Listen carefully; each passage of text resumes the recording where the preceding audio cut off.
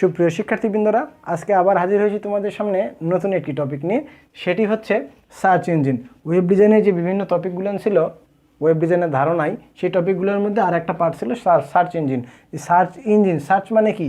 খোঁজা। ইঞ্জিন মানে একটা যন্ত্র, অর্থাৎ এমন একটা যন্ত্র যেটা দিয়ে আমরা কোনো কিছু সার্চ করব। যেহেতু আমরা ওয়েব ডিজাইনে এটা করব, সার্চ ইঞ্জিনটা ব্যবহার করা হয়, সেহেতু খুব ইজিলি আমরা বুঝতে পারতেছি ওয়েবসাইটের ভিতরে যদি কোনো তথ্য থাকে, সেই তথ্যগুলো খুঁজে বের করার জন্য আসলে ব্যবহার করা হয় বিভিন্ন ধরনের সার্চ ইঞ্জিন। তোমরা খুব ভালো করে জানো, সবার মুখে মুখে গুগল, যাকে তোমরা গুগল মামা বলে থাকো, গুগল একটা সার্চ ইঞ্জিন, যার কাছে পৃথিবীর প্রায় সিংহভাগ তথ্যই ওই ইন্টারনেটের ভিতরে যে তথ্যগুলো রয়েছে, সিংহভাগ তথ্যই তার সার্ভারে জমা করা রয়েছে। সো তুমি সার্চ দিলে সঙ্গে সঙ্গে সে ওই তথ্য বা ওর কাছাকাছি যে তথ্যগুলো রয়েছে, সিমিলার তথ্যগুলো, সে সঙ্গে সঙ্গে তোমাকে খুঁজে বের করে দেয়, একটার পর একটা সাজেস্ট করে দেয়। ঠিক আছে? তো এই গুগল যেমন একটা সার্চ ইঞ্জিন। তো আমরা আগে দেখি সার্চ ইঞ্জিনটা কাকে বলে। এক ধরনের সফটওয়্যার, মানে একটা সফটওয়্যার, মানে স্বাভাবিকতই ইন্টারনেটে ব্যবহার করা একটা টুলস, যার সাহায্যে বিভিন্ন ওয়েব সার্ভারে জমাকৃত ওয়েবসাইট থেকে, অর্থাৎ ইন্টারনেটে বিভিন্ন ওয়েবসাইট থাকে, ওই ওয়েবসাইট থেকে তথ্য খুব দ্রুত খুঁজে বের করা যায় এই ধরনের টুলস থেকে। এই টুলসগুলোর মধ্যে একটা রয়েছে গুগল, খুব ব্যবহার করা হয়, বহুল ব্যবহৃত।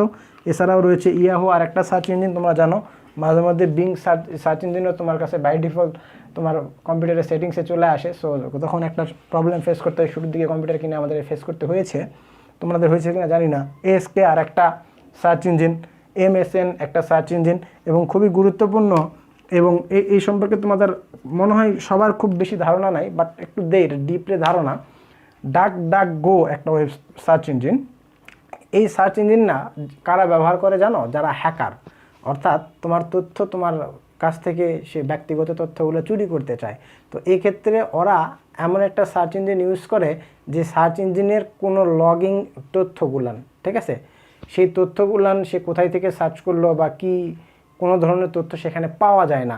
তো সে নিজেকে হাইড করার জন্য বা গোপন বা লুকায় রাখার জন্য এই ডাক গো সার্চ ইঞ্জিনটা ব্যবহার করে।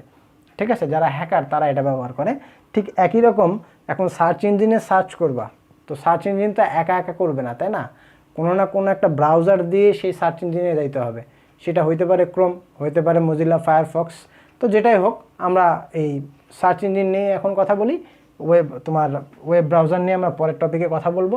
তো আশা করি তোমরা এতটুকু বুঝতে পারছো, ডাকগো একটা সার্চ ইঞ্জিন, যারা হ্যাকার তারা এটা ব্যবহার করে।